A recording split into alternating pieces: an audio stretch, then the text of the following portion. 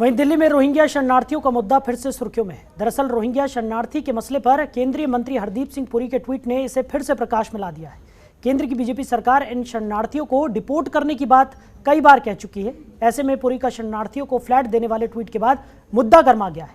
हालांकि गृह मंत्रालय ने तुरंत इस पर सफाई देते हुए कहा कि रोहिंग्या शरणार्थी अभी जहां हैं वहीं रहेंगे और गृह मंत्रालय उनको फ्लैट नहीं देने जा रहा है।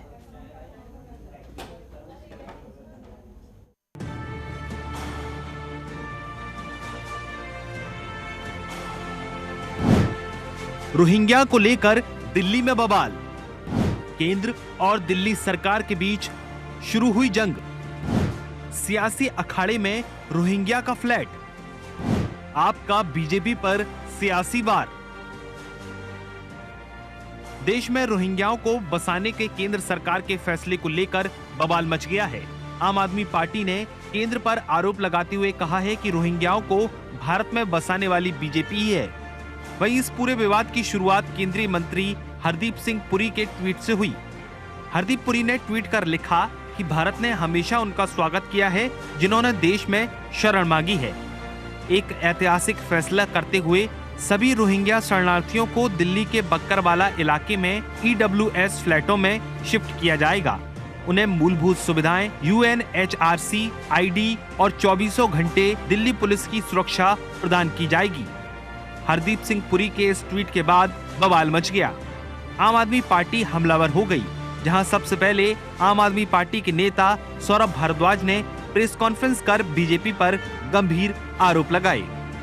भारत सरकार यानी कि नरेंद्र मोदी जी के सरकार के एक सीनियर मिनिस्टर हरदीप पुरी जी के कुछ ट्वीट हमने देखे, जिसके अंदर उन्होंने अपनी खुद की सरकार की पीठ थपथपाते हुए ये लिखा कि देखिए कैसे भारत सरकार, केंद्रीय सरकार रोहिंग्याओं को बसाने के लिए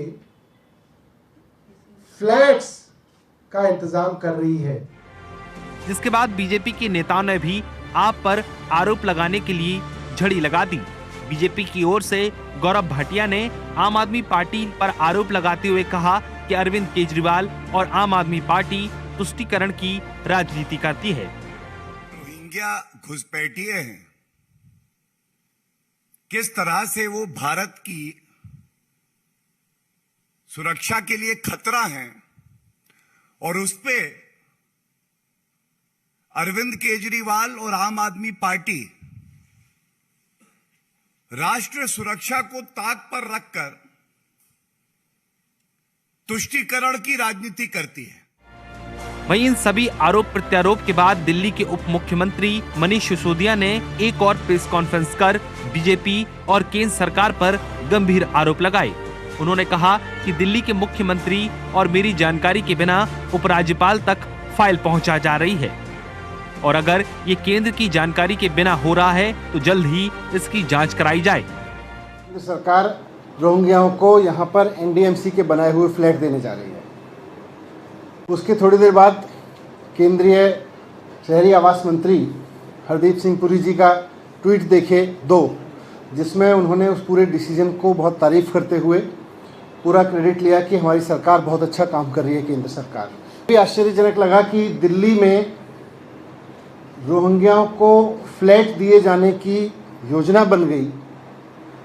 ना मुख्यमंत्री जी को पता, मेरे पास गृह विभाग का चार्ज है दिल्ली के गृह मंत्री को नहीं पता, दिल्ली के मुख्यमंत्री को नहीं पता और अखबारों से पता चल रहा है कि यहाँ पर रोहिंग्याओं को फ्लैट्स देने की योजना चल रही है। हालांकि गृह मंत्रालय ने तुरंत इस पर सफाई देते हुए कहा है कि रोहिंग्या शरणार्थी अभी जहां हैं वहीं रहेंगे और गृह मंत्रालय उनको फ्लैट में नहीं रखने जा रहे हैं। म्यांमार में 2017 में रोहिंग्या मुसलमानों के खिलाफ हिंसा के बाद बड़ी संख्या में रोहिंग्या मुसलमान शरणार्थी बनकर भारत और बांग्लादेश जैसे देशों में पहुंचे थे, जिनको शरण देने को लेकर ये पूरा विवाद दिल्ली की राजनीति का केंद्र बना हुआ है। Bureau report, Jantantra TV. खबरों के निष्पक्ष विश्लेषण के लिए सब्सक्राइब करें Jantantra TV and press the bell icon Never miss any update.